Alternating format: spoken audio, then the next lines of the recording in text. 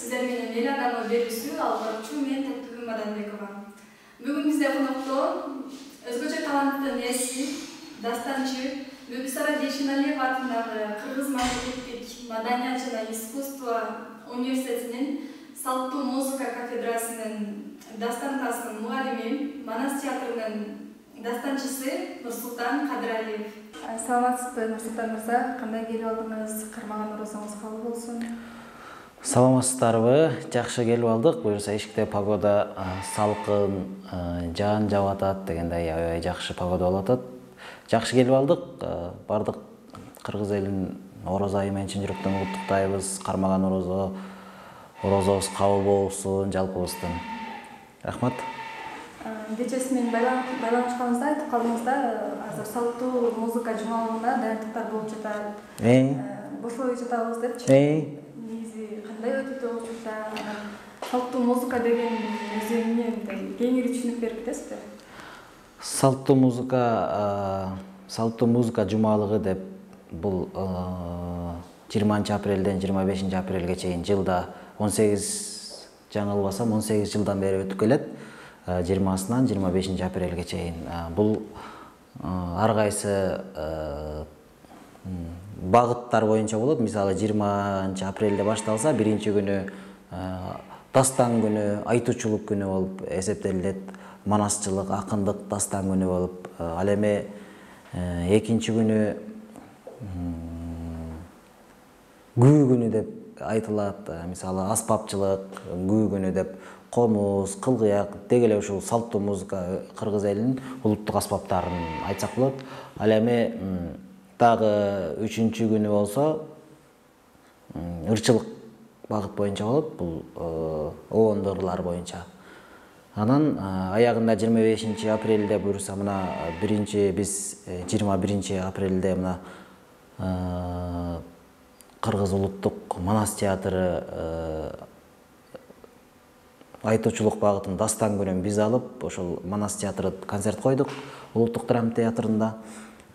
Ошол жерде концерт болду. Ал эми кечээ болсо ар кайсы жогорку жана орто билимдүү окуу жайлардын арасында, студенттердин арасында концерт болду. Ага катыштык.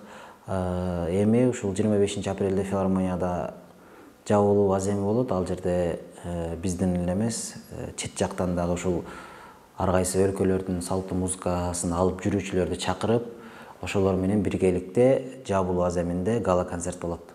Салттуу музыка эмес, салттуу музыка деп өзү эле аты айтып тургандай, ушул жалаң салт ар кайсы элдин өзүнүн салттуу музыкасын алып жүрүүчүлөрдүн майрамы болуп эсептелинет.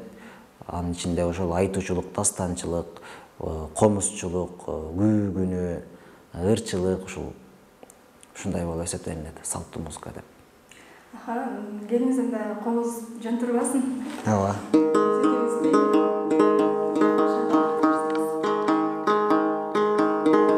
Анда сөзүбүз куру болбосун, сиздер үчүн ушул салтка айланып калган эски чыгармалардан аткарайын. Ашыктык ырлардын ана башында турат деп коет, айтылуу Барып атабыздын көз алгыс деген чыгармасын аткарып берем.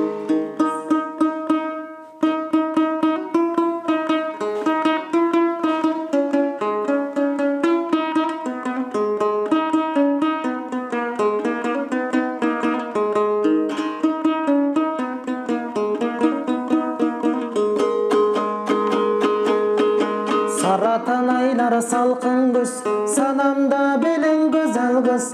Эмдеген айлар эки ай күз, эстедиң бекен көзөл кыз. Көзүм сүйдү миң сулуу, көңүлүм сүйдү бир сулуу. Көңүлүм сүйгөн сен болдуң да, көрүнөң ашык мен болдум. Жолугуң кызыл башайы, жол жүрүп келдим атайы. Жалынга салсаң өзүң сал, жарокер көзөл сыпайы. Көйнөгүң кызыл башайы, мен көргөнү келдим атайы. Бүйүткө салсаң өзүң сал да, көркөмдү көзөл сыпайы. Ар ким ырдайт сүйгөнүн, акылына түйгөнүн. жүргөнүн, ашык бир болуп жете албай арасат күндө жүргөнүн. Мен дагы ырдап берейин ашыклыктан бир сабак, бак салдың уз жүрөккө тардизар көзөл актамак. Күрдөлүү жаштын иш экен күсөдүн сүйүү чарбагын, аманат жанга бенектеп ашыгылып өлөң кармадым. Аны ошо гүлдү беришке мен көзөлдүң издеп баргамын. Булактан көрүп чак түштө мен булбулдай абас салганмын.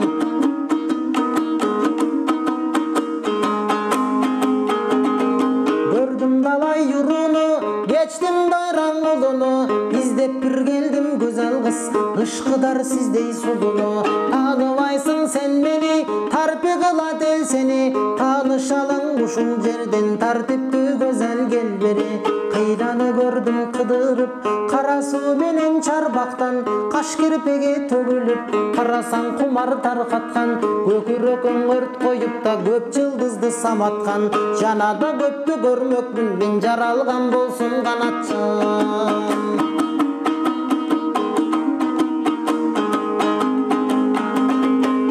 Қалыңдан қалыңдан қайқалап бүткөн далыңдан, безейленген бетиңден да беш далда өргөн чачыңдан.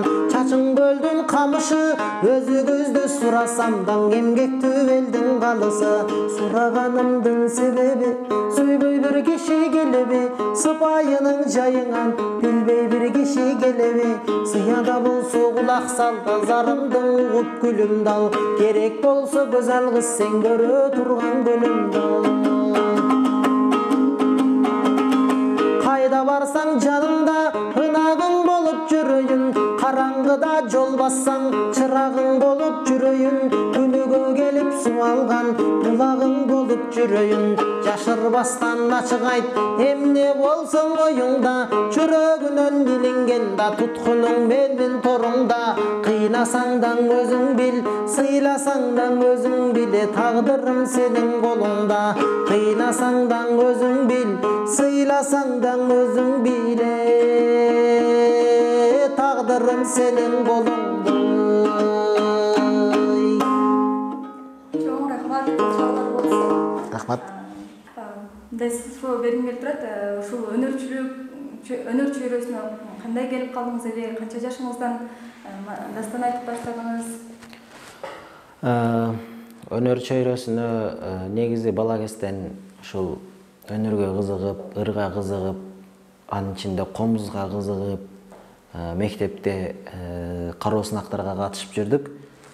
Биринчи кароо сынактарга ушул комуз черталчу эмесмин, 6-7 классымда ушул жөн эле ырдап эле катышып, баягы айылдагы турдан өтүп, районго барып, райондон өтүп, областка барып, сүйүнүп, анан комузга кийин 7 классымда комузга ышыгым бар экенин апам байкап, ушул өзүбүздүн мен тайкелерим баары комуз черчет, ошолорго алып барып комуз үйрөткүлө деп, суббота 6-күнү алып барып ал жака тыштап келет. Кайра дем алыш күнү кечинде келем, ошентип жатып жүрүп үйрөндүм комузду. Ал эми телелерден көрүп ушу Өмүрзак Айыпов деген агайларыбызды, Самат Көчөрбаев, Роза Аманова деген эжекелерибизди көрүп, дастан айткандарын көрүп кызыгып, ушул мен да ушул инсандардай дастан айтсам, тереме санаттарды айтсам деп ушул кыялданып жүрчүмүн. Тилегим орундалып, мына учурда Бүбүсара Бейшеналиев атындагы Кыргыз мамлекеттик маданият жана искусство университетине келип тапшырып, анын ичинде фольклор кафедрасында ушул дастанчылык, ырчылык, аспапчылык болуп бөлүнөт экен. Ошолордун ичинде дастанчылык классына тапшырып, устатым улуу заманыбыздын залкар манасчысы, дастанчысы Самат Көчөрбаев агайдан сабак алдым. 5 жыл дастандарды үйрөндүм, термелерди үйрөндүм. Ал кезде кичинекей кезимде ушул 3 куплеттен көп чыгарма болсо эле дастан деп элестетчүмүн. Тилекке каршы андай эмес экен. Дастан деп бул кенже эпосторду айтабыз. Кыргызда 40тан ашуун кенже эпос дастандарыбыз бар. Мисалга алсак Курманбек, Кожо Жаш, Аксаткан менен Кул Мырза, Олжобай менен Кишимжан деген сыяктуу көп дастандарыбыз бар. Анын ичинде дастан, терме санаат, ашыктык арман ырлары, насатырлары, казалдар, жооктоолор болуп ичинде көп тармак болуп бөлүнүп кетет дастандагы. Ошолорду баарын үйрөнгөнгө аракет кылдык. Учурда ушул окууну бүтүп, учурда жаңы мына өлкөбүздүн башчысы Садыр Нуркожоевичтин жарлыгы менен улуттук манас театры ачылды. Айтуучулук багыт боюнча анын ичинде манасчылар бар, дастанчылар бар, акындар бар. Буга чейин манасчылар, акынчылар, дастанчылар жөн эле өзүнүн багы чөнтөгү менен эле, капчыгы менен эле, чарбасы менен эле иш кылып тутуп келишкен. Эми мына ушул президенттин жарлыгы менен бизге мындайча айтканда айлык түзүп берип койду. Ошол Манас театрында иштеп жатабыз. Мен дастанчы болуп иштеп жатам ошол жерде. Андан сырткары ошол окуган жеримде Самат Көчөрбаевдин жардамчысы болуп, студенттерди тарбиялап, ушул дастан багыты боюнча иш жүргүзүп келатабыз. Ошол искусство университетинде да иштейм, буюрса. Азыр айтканыңызда бизге дагы айлык бөлүп берип калды деп. Биз бул убакытка чейин маданият кызматында иштегендердин көпчүлүгүнөн укканбыз. Бизге мамлекет тараптан эч кандай колдоо болбойт, жардам болбойт. Тескерисинче биз мамлекетке пайда алып келатабыз деген. Бул сөздүн канча пайыз чындыгы бар? Чынбы негизи? Негизи билбейт экенмин. Негизи баягы комуз кармап ар кайсы өнөрдүн ээси айлык аз экени чын. Бар эле баягы айлыктын көзүн карабай ушул өнөрдү кийинки муунга тапшырсак экен, кийинки муунга өткөрүп берсек экен, ушул өнөр жок болуп кетпес экен деп ар бир өнөр болсо эле ушул изги тилек менен иштеп келишет.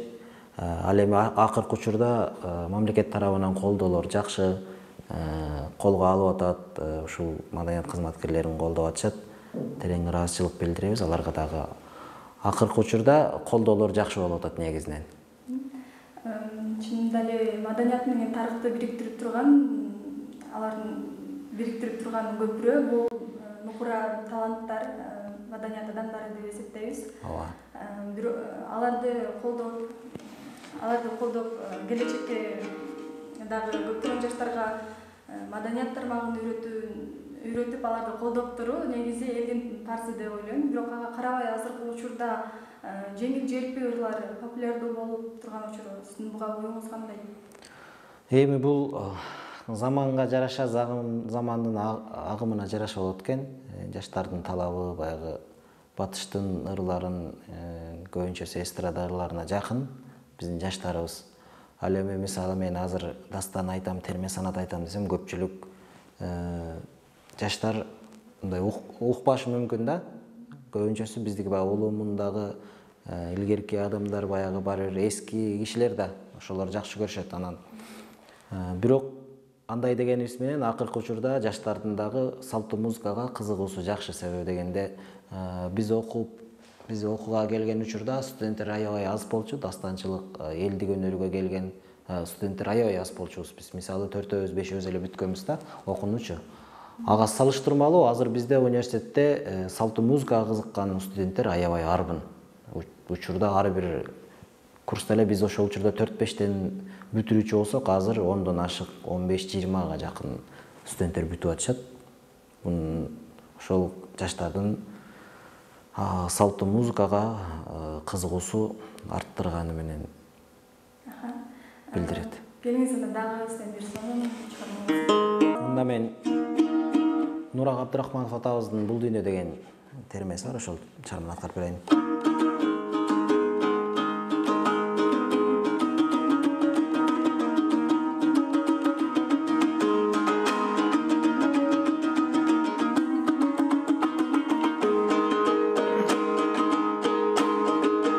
Жарыкчылык өмүргө кимдер келип кетпеген, жаркыраган аламга ай кимдер тазим этпеген.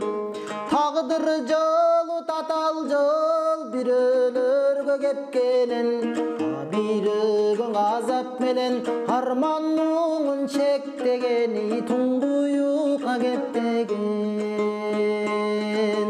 Жаралганда дүйнөгө жаңжал салып ыйламай, калгубатка келгиче аят элени кыйнамай, эрезеге жеткенде ел мүддөсүн сыйлабай жаман адат күтөбүз көрө катты жыйнамай кара жанды кыйнамай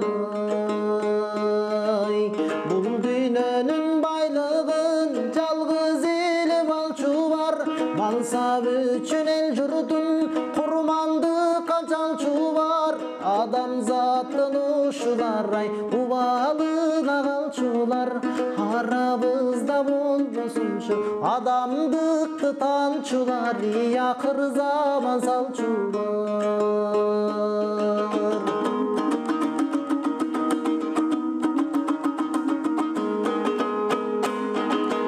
максат менен чырмайлы сүйүү менен сырдайлы өмүрлөрдүн чак түшү алтын жаштык турбайбы караң калсын көрөкат кана достор ырдайлы эл журт болсо биз болобуз эл мүддөсүн сыйлайлы эркин ойдоп жыргайлы өткөн өмүр качкан куш канаттары дилдиреп гүл жайнаган бакчаңдын айгүлүк мезгил бүлдүрөп жан дил менен барктайлы жаш күндөрдүн үлбүрөк тагдырларга бөлүнгөн өмүр канча ким билет бакыт канча ким билет кырчын жаштын кадырын кыярганда билерсиң кызыл өңдүн кадырын кубарганда билерсиң бар байлыктын кадырын ай басынганда билерсиң бакталайдын кадырын ай качырганда билерсиң басынганда билерсиң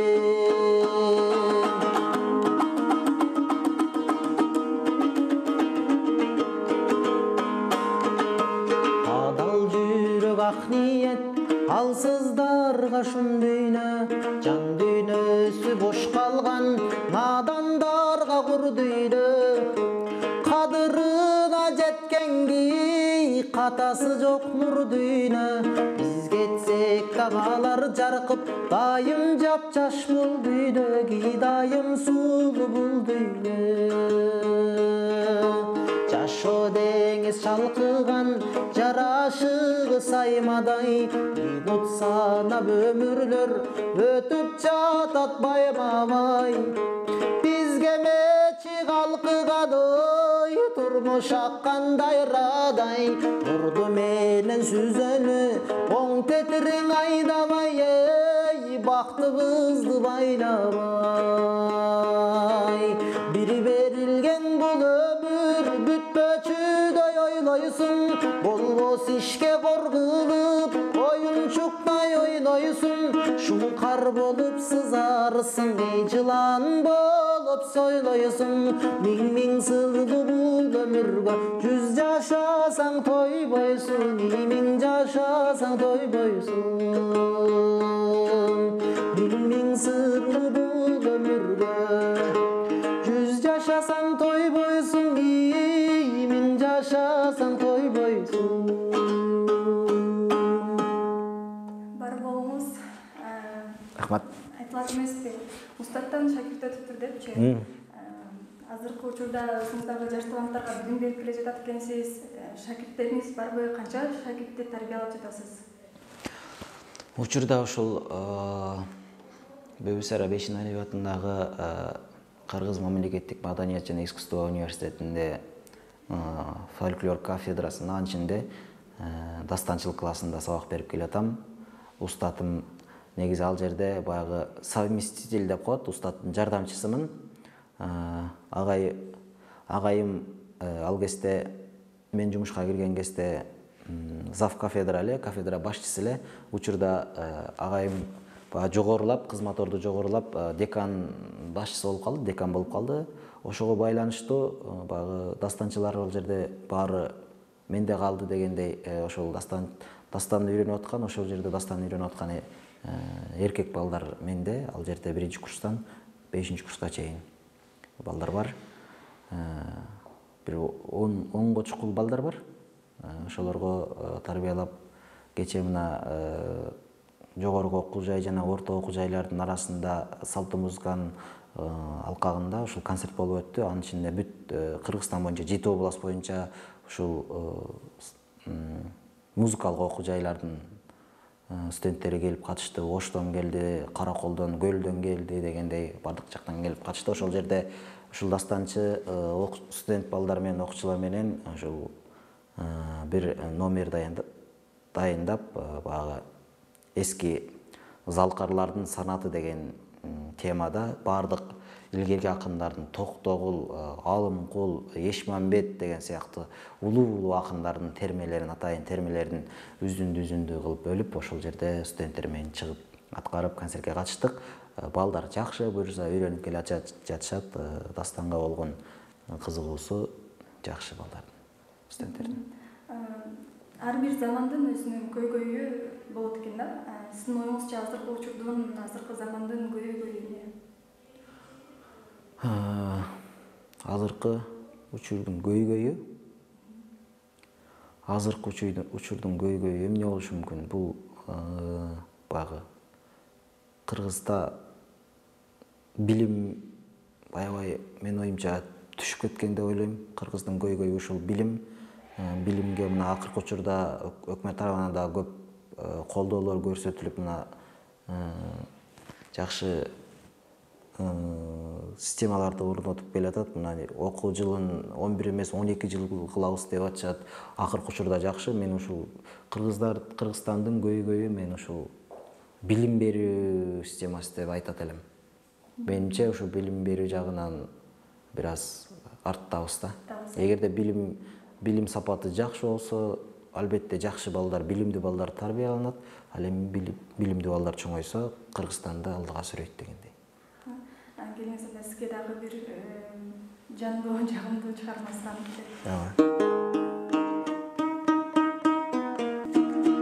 Заманыбыздын залкары эл акыны Элмирбек Иманалиев тилекке каршы мына маркум деп эскерип калдык. Ошол устатыбыздын Жан Секет деген жакшы чыгармасы бар эле. Ошол чыгарманы аткарып берейин.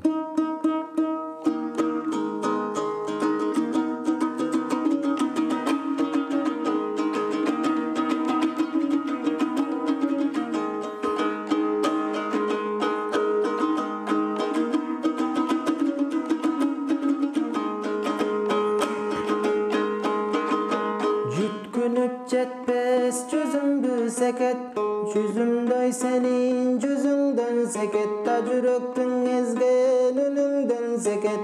Капталда бышкан карагат секет, карагат сенин көзүңдөн секет, да каймалаң айткан сөзүңдөн секет. Өрөп көп жашты көтөбү аттың, өзүңдү көрбөй өмүрдөн секет.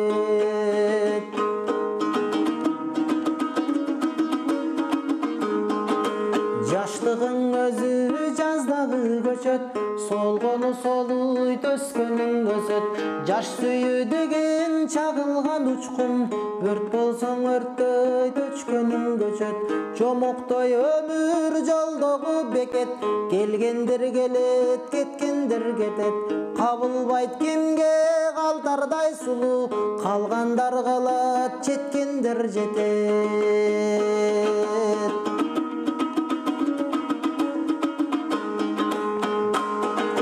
Жалын ай жалын жаш күнүм секет, жайлообуз жашыл чак бүгүн секет.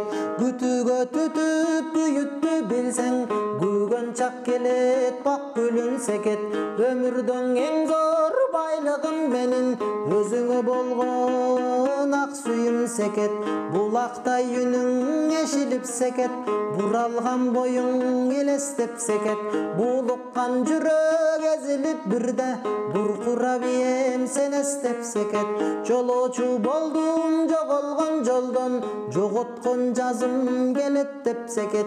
Жашынгым келет жалгандан кеде, жашоомду сага белектеп секет.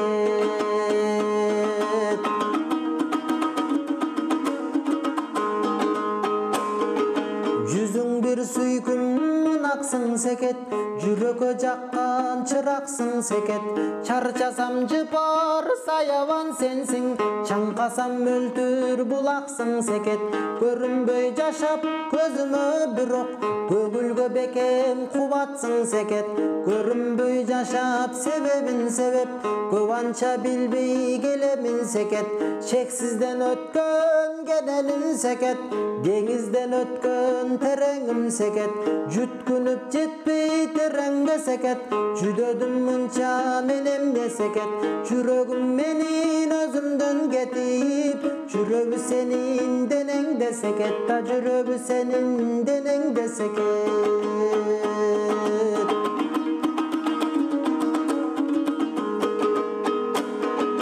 Чаңкасаң суунун таттуусу кандай, чайкасаң уунун ачуусу кандай. Көлдеген куунун арманы кандай, көрбөгөн иштин жалганы кандай. Чөптөргө жаздым жамгыр кандай, чөккөнгө жандым жалгызы кандай. Түндөсү түштө, күндүзүм ойдо, түңүлбөй жашайм түпөйүл жолдо. Жаным эле жаным, жаным дейм сени, жалбарткан бойдон жашырып койбо. Күлүк бир атта, күмүштөн така, күлгүн жаш чакта күйүт бир башка. Ай секет, секет, секетим дейин, ак булбул болуп сен турган бокто.